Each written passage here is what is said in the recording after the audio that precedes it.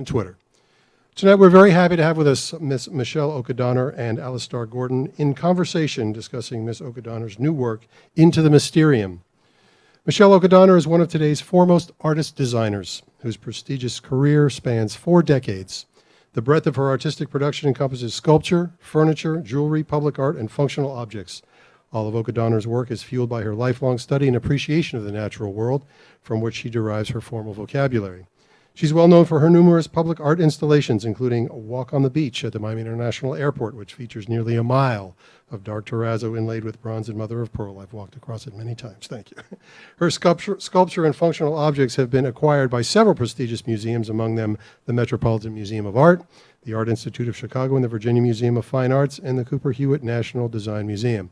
In conversation, as I said, Alistair Gordon is an award-winning critic, curator, and author who has written regularly about the built environment for many publications, including the New York Times, the New York Observer, Vanity Fair, Architectural Digest, House and Garden, Metropolis, and Dwell magazine.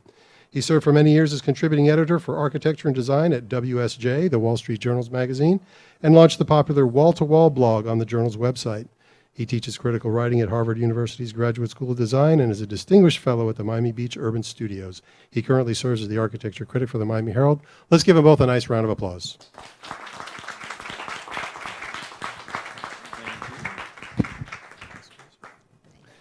Thank you very much for that elegant introduction. Shall I go first? I'll play Matt Lauer to your Please. Hillary Clinton, or do you want to be Trump?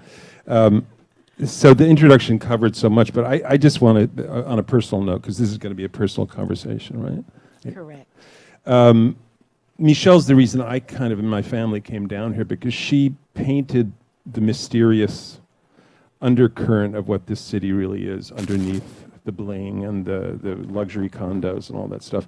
I'm writing a book about Miami now. It's one of the things I'm trying to finish this year, and it's hard to make anything stick here. You know, the light sort of makes buildings dissolve in some ways, corners vanish, and even words have a way of kind of slipping into the Everglades somehow.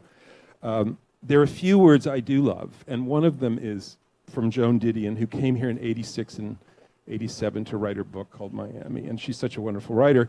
And she wrote about, her first impression was this overall sense of liquidity in Miami, and I thought that does stick, you know, because wherever you go, whatever you do, you know, if we're washed away in 20 years, that will remain. And I always felt, since I first got to know Michele, that she's sort of the mapping mistress of that liquidity, that somehow underneath the city, whether it comes or goes, I was swimming just about an hour ago in the ocean, a plane went by with a huge banner saying, "Zika, stop it."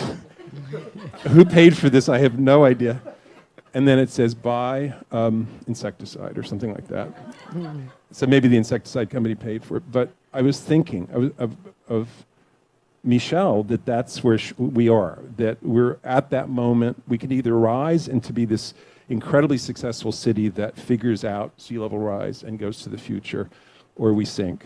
And Michele has sort of been mapping it all the way along. And now you have your new iteration of this sort of subaqueous world that you've known since you were a child.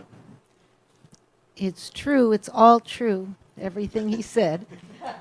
I hadn't realized I'd been mapping it. I always thought I was, exploiting it somehow.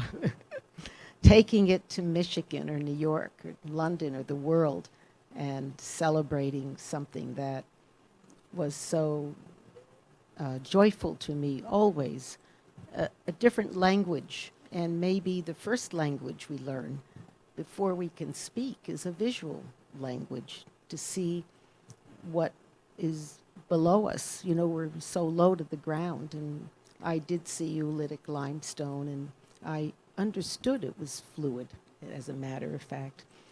But Alistair asked me today on the phone, he said, well, we were going to speak for a minute about what we were going to speak about.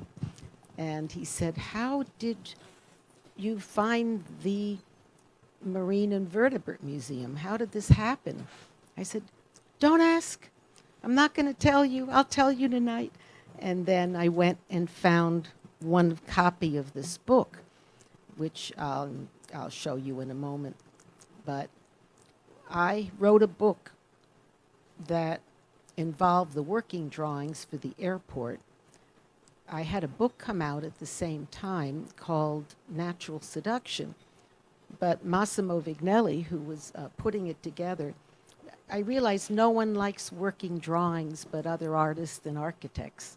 So they edited them all out, and they were so beautiful, I thought, I will publish them myself. I'll just take the pile. And when I did that, I decided to look at what I had done at the airport, all those creatures, and give them to name them so that people respected them, because you don't, if you can't name something, you don't hold it. And names are naming, the whole idea of naming is so important. When I was done, I realized that I had a lot of scientific language, and I didn't want people to say, artists don't know anything about marine biology. So I called Dr. Ginsberg at the Rosenstiel School, and he said, I have the perfect person for you, Nancy Voss.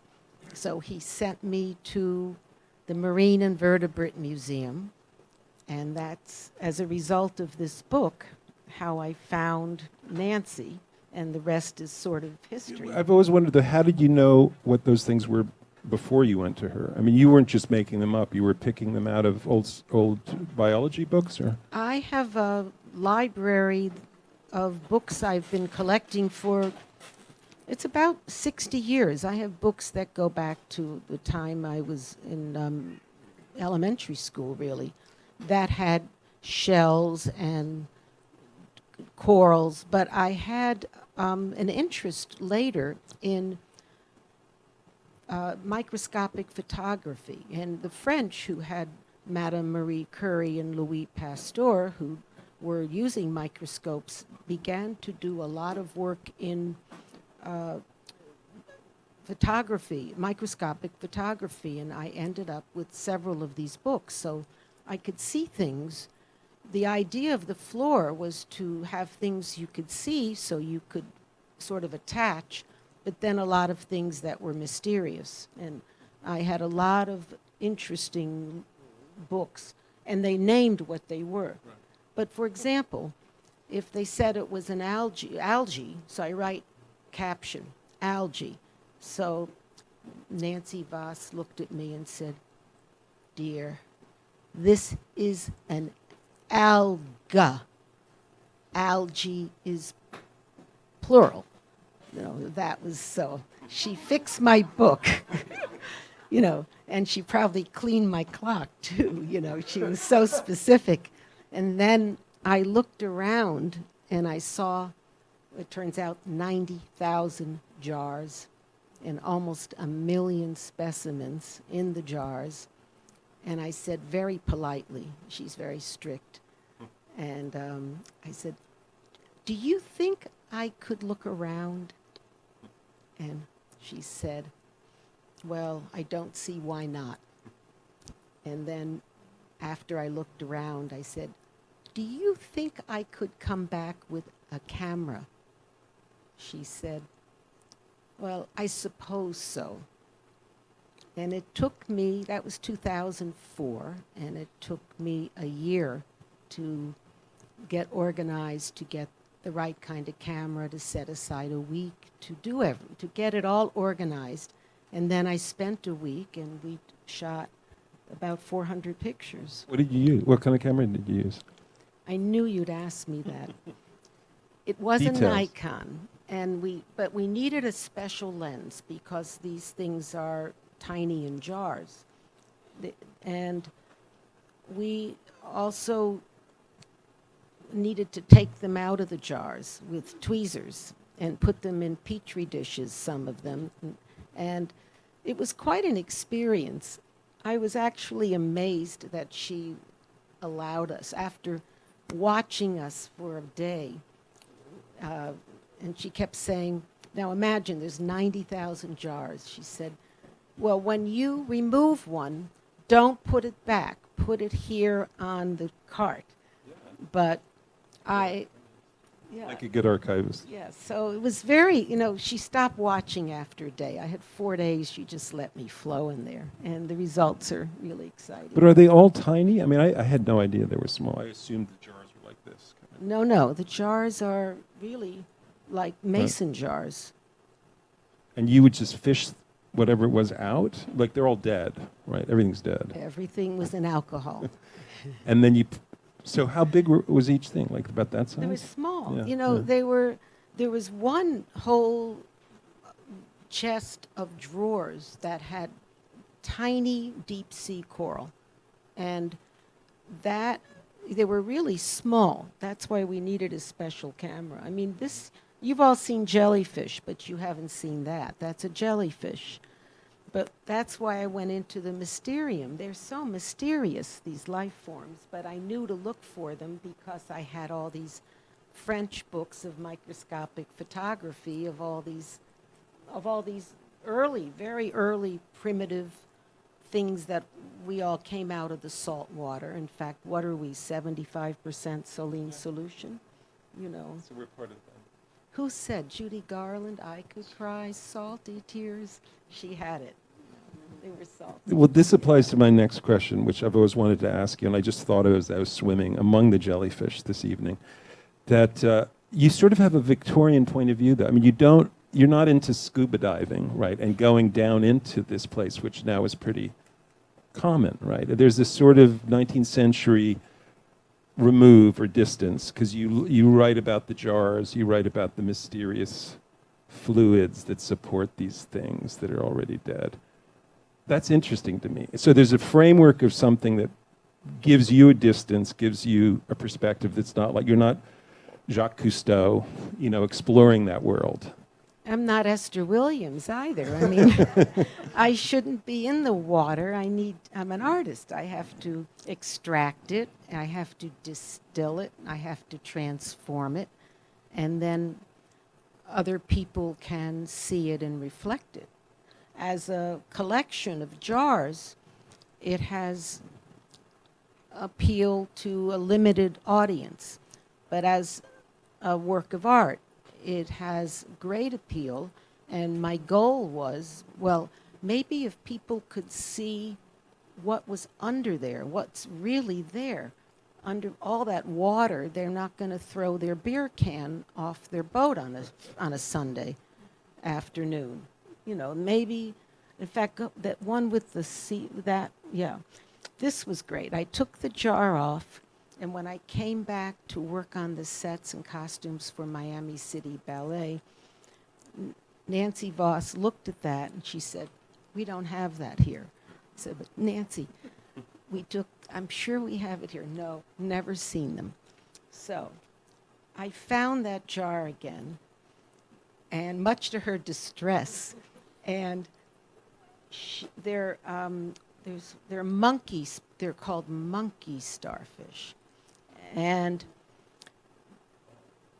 what it was is, for her, the interest was these, with the plants, the hydroids they're in, that happen to have these little dancing starfish. So we were always at odds. I mean, I didn't mean to do anything wrong, but I did everything wrong. I was looking at the wrong thing in the jar.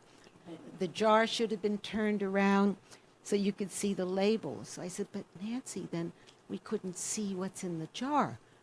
"Oh, well, still, I can't identify it." So at the very end, as we're getting towards publication date, she said she would put X's on things. I'd get them back. I said, "What's the problem? What's the matter?" And she'd say, and I'd get off the plane, by the way. I'd land. I'd get my luggage and I'd go right to the Rosenstiel School, thinking she had done the captions. No, she said, "X, X, you can't show it." "Why not? Why not, Nancy?" "It's not identified." Well, nothing in there is identified. They're going jar by jar, and there's, as I keep saying, 90,000 of them. But it was just wonderful. She did, in some way, want them to have a life, because she would then leave me alone in the room, and let me look at that. Isn't that not gorgeous? I mean, Does she like the book? I don't know. I got so afraid of her that I started asking my husband to call her, which I've never done. But he was very good with her, you know. I always got the bad news, you know. No, this can't happen. So she was at 74 when I shot the pictures. No, 74 when I met her here. And then she's now 86. And so she has the right to be grumpy. So you shot them in 2004, then they sat in your studio in a filing box or No, something. Met her in 2004. This was then published. And then in 2006, took me 18 months really, I came back with the camera. Then I had so many things to do, I just set it aside. And then Fiden Press, who was doing a book on my installations, saw them Right. and said, well, what are these? I said, oh, I've just got to get to that. I'll get to that eventually. No, what are they? So I had a maquette, which looks like that, where I put them together to make some But sense when was of this? it. Around 2010 by now Yeah, or no, something? this is now 18 months ago. Oh, I see. Yeah, I very, see. very recently. Right. And they said, oh, no, this is great. We really like this. Why don't you do this? We'll do the other. We'll do this first. And they took it to market that week. And Simon and At Schuster Frankfurt or something? bought Yeah. 2,500 like that. And the Japanese loved them. And then they said, all right, we're going with this. So Let me ask you a question there. Do you want to show this by any Yes. chance? I mean, I Yep, can put hold it this up if down. you want. Do you want me to?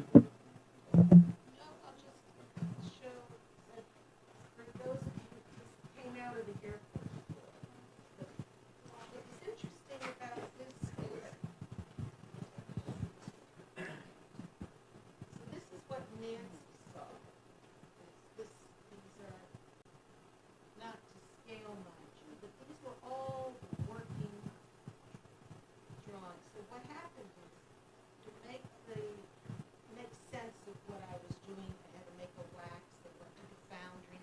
They were picked up. They were sprayed with the dichem blueprint spray, which is so toxic. It's an illegal. But they made a pattern unbeknownst to me. But when I saw them, I said, well, what are they? They kind of look like my work. Well, they kind of are your work. So I ended up with these big scrolls. And the reason why they did it is, what if I said I know this had a tail? Where is it? So everything had a number, and every single bronze had a number on it that matched the paper. So you didn't make these. These are just leftovers from the process. These are process Yeah, drawings. And then here, this is, so they all, I look at that, and some of them, this is a definite, I don't know if it's an algae or an alga, or an algae. It's one of them. And it's called a Vox, V-O-X, that I do remember. And this was the kind of thing she sat there and read through here and did me this wonderful favor. Look, some of them are just ideas of what coral are. And some of them I really work from specific things. Is there an index at the airport somewhere or online somewhere for every one of those? Matches? That would be cool to have. It will be. It's something I'll get to when I'm 86. It just doesn't end, you know, the amount. And what's this other? Well, because I had nothing else to do. We did 1,000 of these. Each one had were hand sprayed from different waxes. I was working on for another project. And not the toxic. Well, it was all the toxic. I had to rent a facility in Philadelphia that was OSHA approved. I had 3 interns who mothers and father never talked to me. And we went and did this again this week. And then some of them had rubbings from. We're really very, very detailed. Now, Dr. Ginsberg, is I took some of them from the work of Ernst Haeckel. Anybody know his work? He was a German who did brilliant illustrations of life forms. So Dr. Ginsberg came that day and he said, oh, that looks like Haeckel. Well, I don't gave him any credit for that, did you? I said, I absolutely did, and there it was. I was really glad that I took a summer just to get these captions. When the Heikel book was published in America in '64 or something like that, it became the source for a lot of psychedelic designers. You know, because it had been published in Germany, I think, in the before the war, World War II, and then it came out here and was a huge influence on kind of organic designers, architects, Paolo Soleri, people like that. I have a question for you in this transition you're going through with this project, which is, this is the Matt Lauer question. What, at what point do you become, you're taking work from this woman who's a little bit proprietary, and she's looking at it as a scientist, and then you're coming in photographing it. At what point are you the artist? Well, at what point does it become art in that process? Well, the best way to state it is to go back to the idea that Nancy Voss cannot recognize 98% of these pieces. She says, oh, that's not there. Or no, I don't have that. Where'd you find that? So these things don't exist.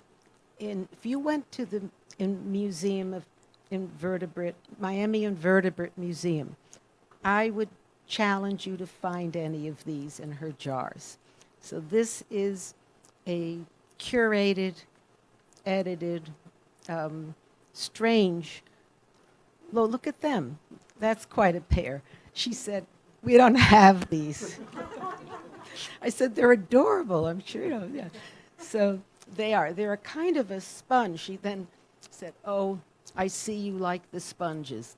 She couldn't say, I guess we had them, didn't we? And look at that glass. So you would never see these.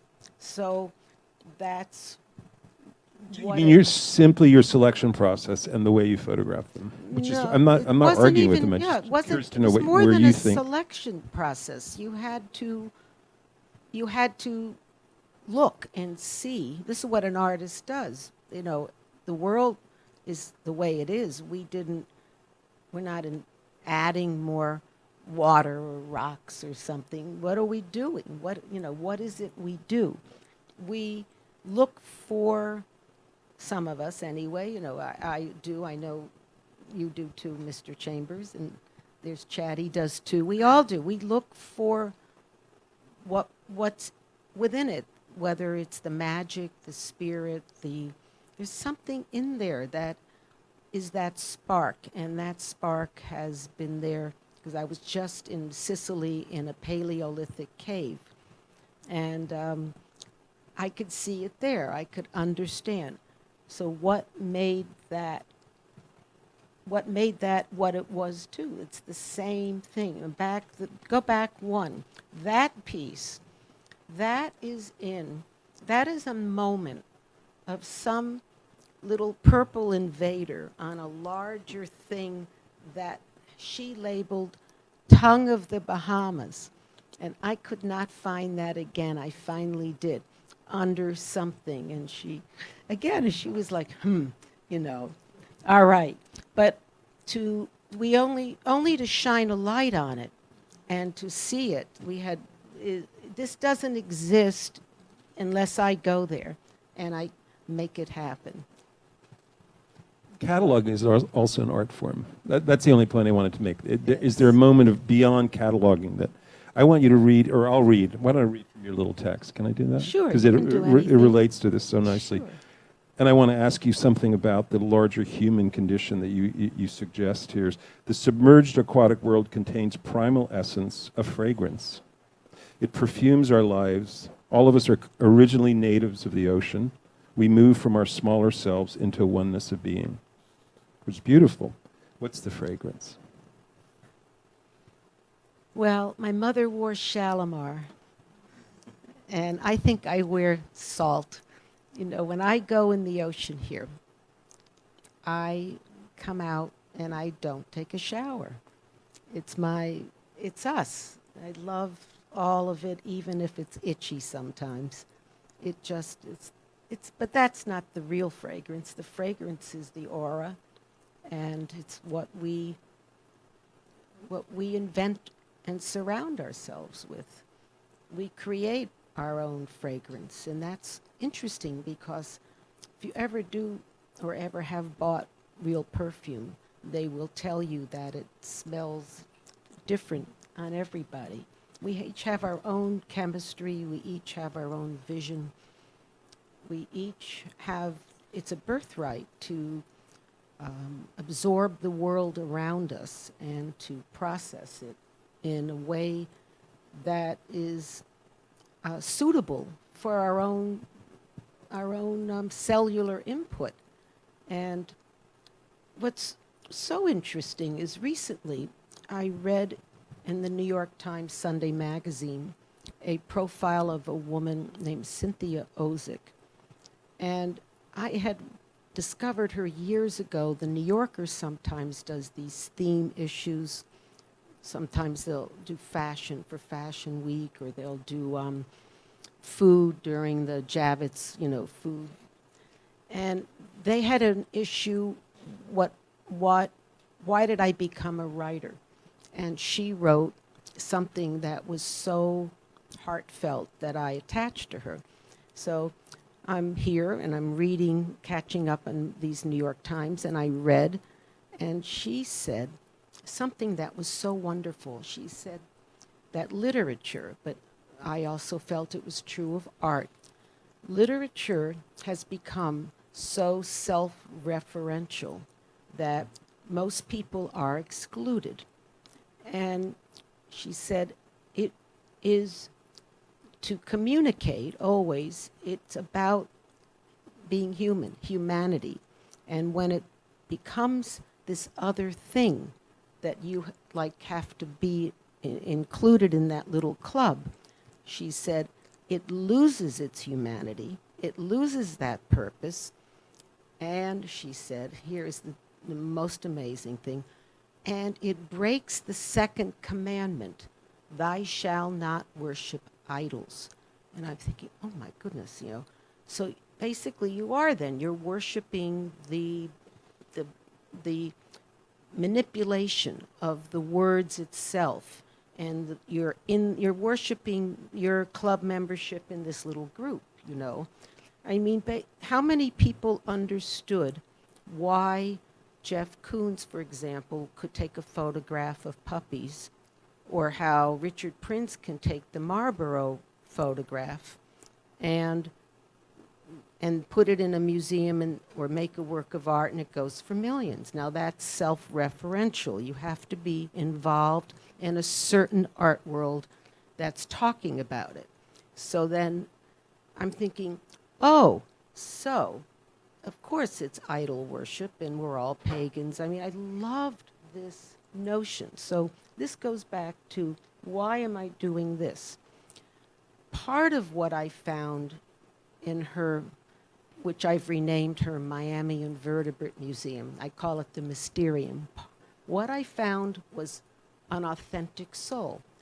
I found somebody who was devoted to humanity, really, and to exploring and answering questions, to preserving, to doing things that were not motivated by fame and greed and, In fact, her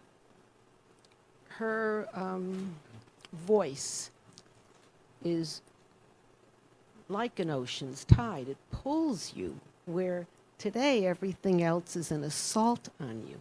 And I found the yin to the yang of the New York world I live in, which I love. I live in Soho. I love it. I like the art world's wonderful. The ripple effect of all the breaking of the second commandment has been very nice for me, So it's not a complaint, but it's an observation that really bears thinking about.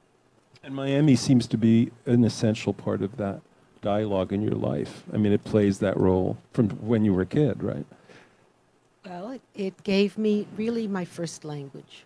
Because I'll never forget coming down here, I think 9 years ago, and I was helping you with that book, the book you did with Mickey Wolfson, and you drove me around. She didn't show me museums or architecture at all. She just said, you got to see this tree. And, you drove through red light, as I recall, to see that tree. It's true.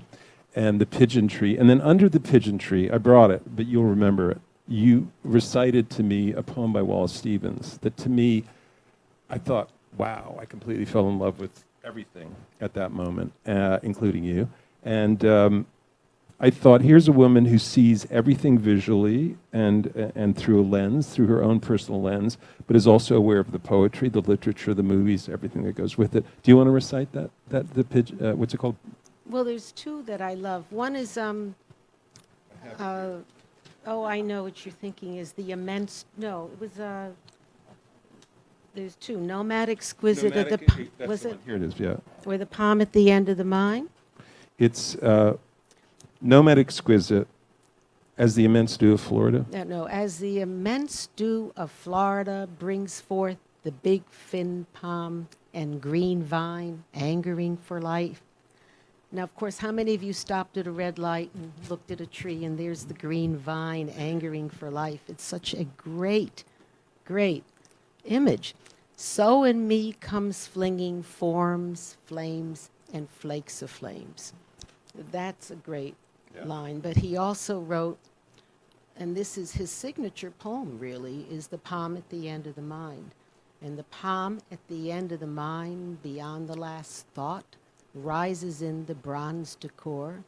A gold feather bird sings in the palm, without human meaning, without human feeling, a silent song.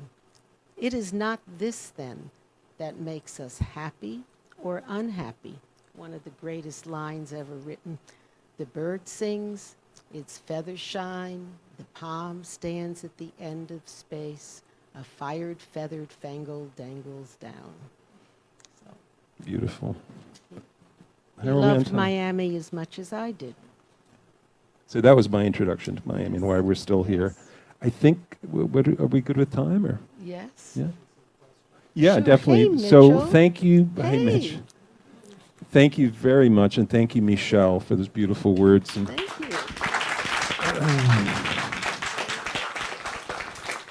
do we have some questions? Yes.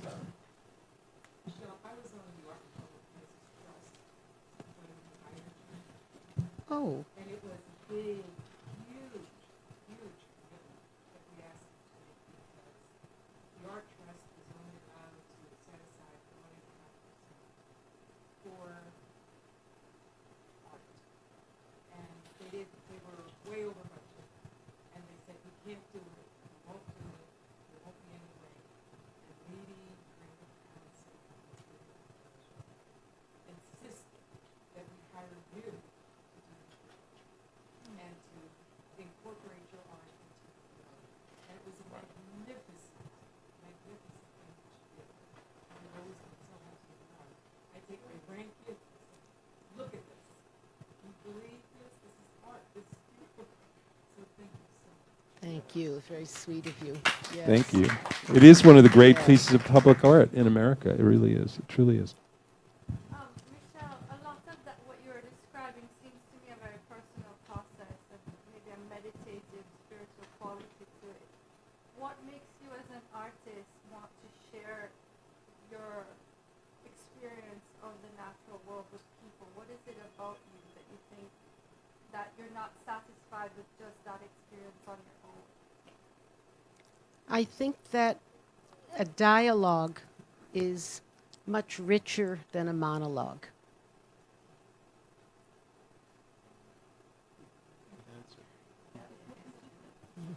I have a question.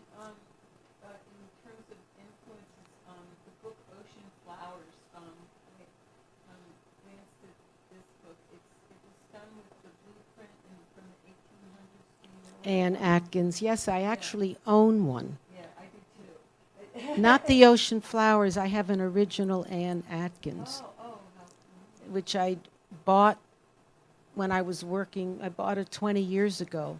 That's what. With those, so there's images in Those are cyanotypes. right. The imagery that you did, was it a halo created from the chemical, or was it?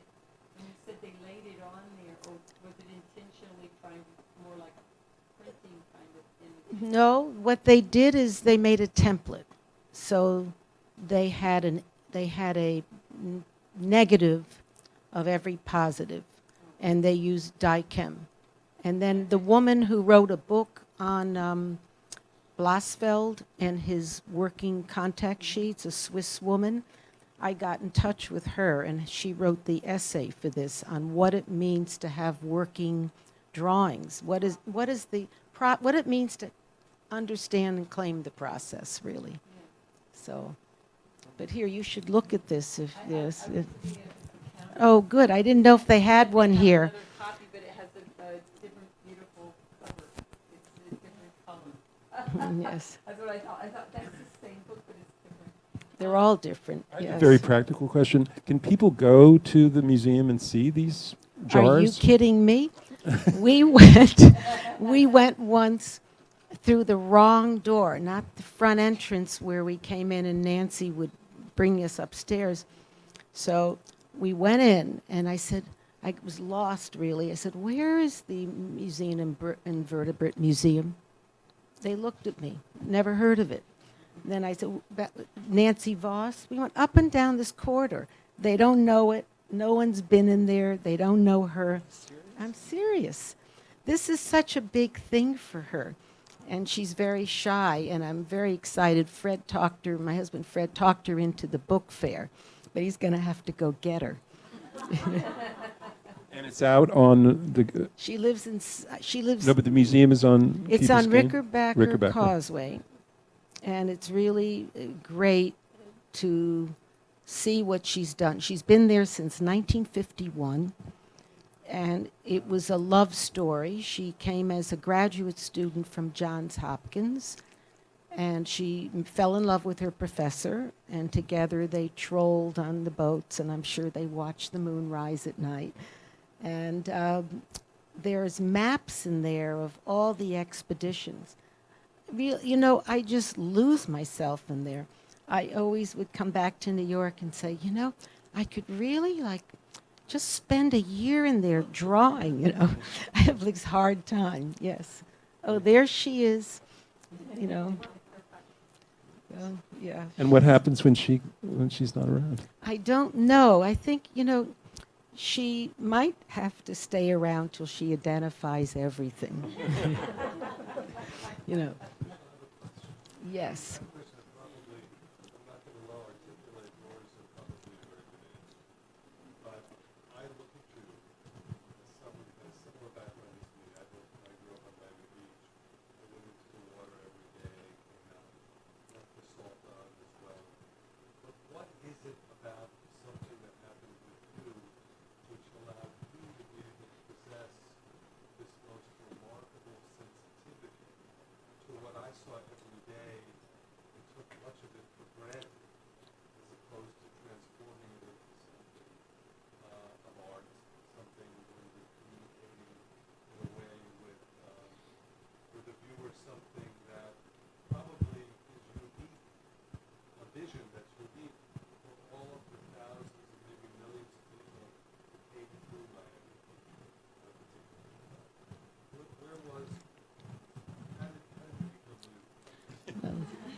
I think that I can answer this by unselfing what is really me. My grandfather, my mother's father, ran away from a family in Vilna. They were scribes. So clearly the idea of eye-hand coordination and literacy was very, very important. And he trained as a fresco painter in Odessa. I grew up with many of his paintings. He painted in First Metropolitan Opera House in New York, and then went and painted in convents upstate New York until he met my grandmother. She ruined it all. He married her. They had 5 children. It was the end of his painting career. But I think that they're showing now their cellular memory, that they know that the trauma's recorded. They know a lot of things they're seeing. So my mother always said to me, you have Papa's hands. And I like to take flowers. There are things I like to do. I like to arrange flowers, and I like to set the table. I mean, these were all things that involved editing, curating the world around me, composition, color, materiality, if you think about it. And, you know, And just as a follow-up, I mean, like many people in the room, we've been in many, many airports, many, many terminals, and there's nothing more thrilling than putting in an American Airlines flight to another terminal B and walking those 10 miles, knowing that you can look underneath and there's your work. And it's unique. It's unique in any place I've ever been. And it picks up for me. I know I'm home when I'm walking there. It's a very kind of unusual thing that I never thought I would ever experience just by walking. thank you. You know, another thought to add is when I left here, I went to the University of Michigan in Ann Arbor. And their faculty had come from Finland through Saarinen and then through Chicago IIT from the Bauhaus. And both of those cultures have a different notion of art. With the Bauhaus, it was comprehensive. Everything counted. And with when Saarinen came and built Cranbrook, he brought the metalsmiths, he brought weavers. Everything was made by hand. So I had a sense of a total working in space, and I really was handed in many ways between the notion of my grandfather, who I knew, and these teachers, a world that had been developed for really many, many centuries. It wasn't abstract, it wasn't in books. It was really handed to me. And I find I have so much gratitude towards the experiences I've had as a student and how much human capital was handed to me. Thank you. Thanks. Yes. You have a website that matches it, like mysterious.com, some other thing that can carry also a conversation about your work and supplement the book? Not yet. I've been so busy trying to label these things, but I'm getting there. Yes, I will. I'm You're thinking about it? I'm doing it. I'm in the process. So. But I have a show right now at the Perez, which will close Sunday, and it has a shadow exhibition. It has the regular exhibition that the registrar received of about 40 pieces. But Tom Collins, who was the curator, wanted to show the whole experience in some way. So, but they would have had a nervous breakdown trying to register all these little things. So we decided to call it a shadow exhibition. And there's a lot of raw material, there's a lot of process there, there's a lot of language there that underpins everything. What was it like to do that while you were doing, because we didn't even talk about the ballet. You should mention that. So the ballet designs, you did Midsummer Night's Dream, Balanchine's been underwater version last year, as you were doing your retrospective and bringing this book out and another book, right? So how is that all going together at the same time? How did you keep that straight? And what did you learn from that multi-level experience in 3 words or less? I think, you know, we rehearse all our lives for those moments when we can't think about anything. We just have to go. And, you know, I really spent about 18 months just working straight.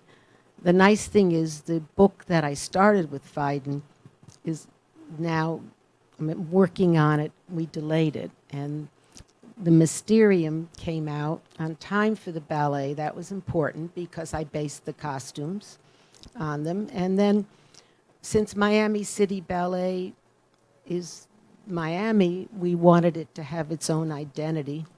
And we had permission from the Balanchine Foundation. I had to go speak to them. It's a very exciting time. It's opened so many different doors, and I met so many interesting people. And Did they have trouble with the underwater idea? Had no, they anyone ever loved done it. that? Yeah. Nobody's done it. But why should we have I kept saying, why should we have a British forest in Miami? You know, it's just not. We are a very unique environment, and for many, many reasons, which I won't get into, but this is what makes this area so unique. In fact, Mitchell, I used to think I was in the Gulf Stream. I visualized it. Now I know it's a couple miles out. But when I grew up, I was just sure when those currents would come, oh my God, it's the Gulf Stream, you know. And then I don't know if you ever did this as a child, but we used to dig big holes in the sand, all right? Then you build your fort around it.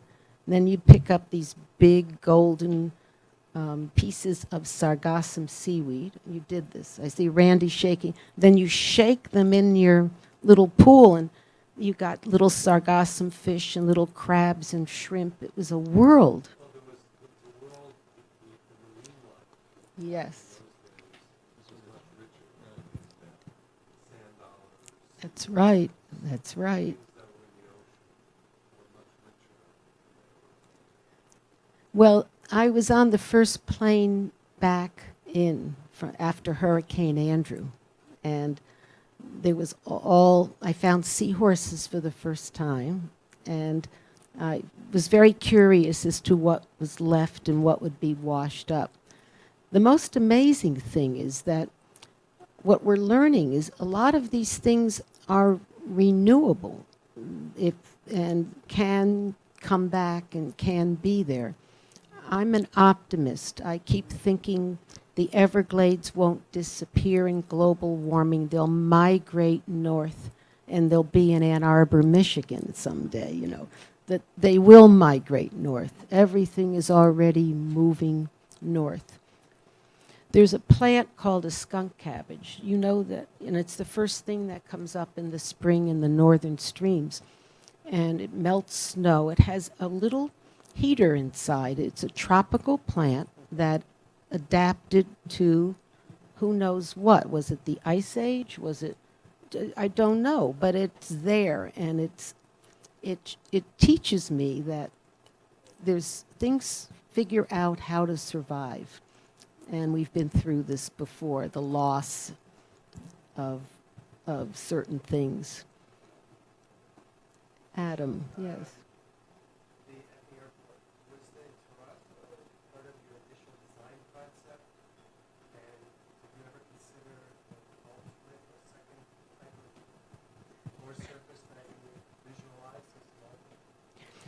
What's interesting is carpet. The whole airport was carpeted. Does anybody remember that?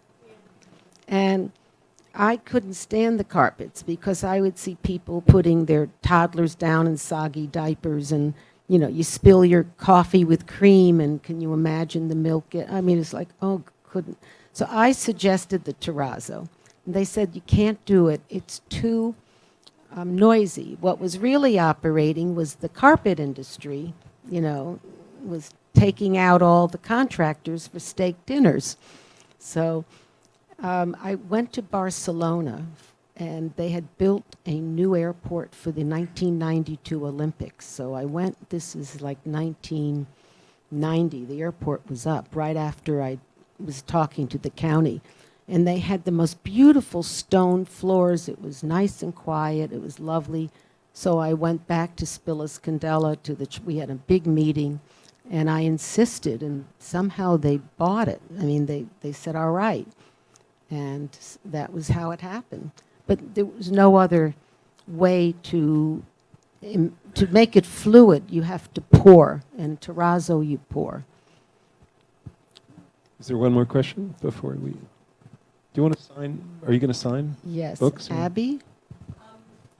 Michele, I'm such a devotee. Oh my. Well, she's known me since I was 5. We started North Beach Elementary School together. It's very sweet. I think one of the things that is most Yes. fascinating is your curiosity, the risk-taking. You've worked in so many materials and in so many ways, using your brilliance and the way you see the world, the way you just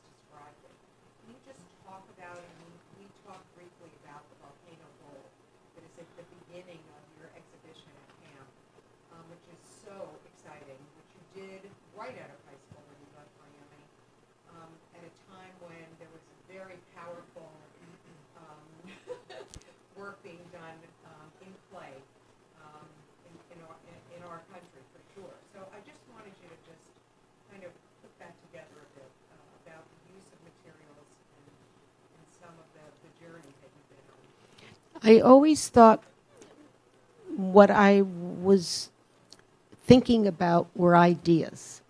And so materials serve the ideas. So I did the early work in clay, and it was very successful. I mean, it was on the Today Show. It went to the Edinburgh Festival. I mean, the dealer came from New York. Somebody brought him to my studio in Ann Arbor, and he said, "How much are these?" And I gave a price, and he bought them all, and I said, "I've made my first mistake, did something wrong here." So, I was learning on my feet, but it was never about clay. But I will say that clay was like the sand, and I say clay is like Latin. You don't speak Latin, but it underpins botany, medicine, so many things. So it really was that kind of language, and it enabled me to move into wax, to move so many things. And so I was never about a material. I still am about ideas, which is why I can even use words. It's back to the second commandment. It's what is it that we weren't supposed to worship idols. So what were we supposed to do? Well, we had to abstract a higher voice. It won't even use the word deity, a higher voice. And it's funny, Katya's here. We've had discussions on this too, because Katya and I had a wonderful experience of being in Jamaica in the first synagogue in the New World, and the floor was sand. And she said, "I'm Palestinian, I'm not going in with you." She was there as a curator. And I said, "There's not a mosque in this world I don't go into and feel at home." I was nervous. I had never been in the synagogue. I'm Catholic Palestinian. Yes. And I said, "You and me can go in. I'll wait for you." You came in, and what did I reward you with? What did I say? I sent her, I happened to have a robe, a blue and white robe I had bought in Jerusalem, not knowing it was the Palestinian national robe. So I wore it in Detroit one day for lunch. And I'm in Greektown, downtown, and I hear this crowd of men's voices, and I look around, and they're chasing me down the street. And they said, they grabbed me. And it also was a man's robe. I had no idea. So clueless. So where did you get that? They said to me. And I do not know how I did this. Don't ask. I said, Palestine. I don't think I'd ever said the word Palestine in my whole life. I saved my life. And they said, "It's a man's robe." And I said very calmly, "Oh, yes, it's my husband's." He let me. So Fred took the blame. he wasn't. So then I reluctant to wear it again, and nobody invited me to a cocktail party for Halloween or something. I wasn't going to wear it for that. It was a really beautiful robe. So I said, "Katya, I have a gift for you." So Katya got my robe. Yes. So. Still have it? I treasure it. Yeah. It was a beautiful handmade robe. Yes. Okay. On that, thank you so much.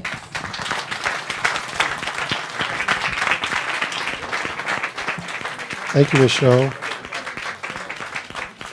Thank you, everybody, for coming tonight. We really appreciate it. That was a wonderful presentation. Thank you, Alistair, for doing the conversation.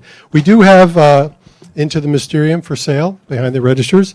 I would also be remiss if I didn't show you one of my favorite books by Michele, this Miami Beach Blueprint of an Eden. Now, unlike Into the Mysterium, which has the wonderful photographs, this book actually comes with a physical piece of Miami Beach in it.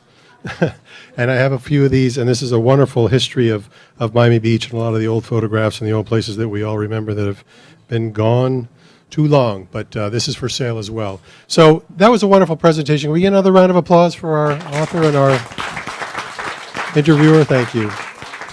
So I say the books are for sale behind the counter. Michelle will be signing them right over here. Make a night of it. We've got some live music. We got our great restaurant back there, beer and wine at the bar. Thank you all for coming.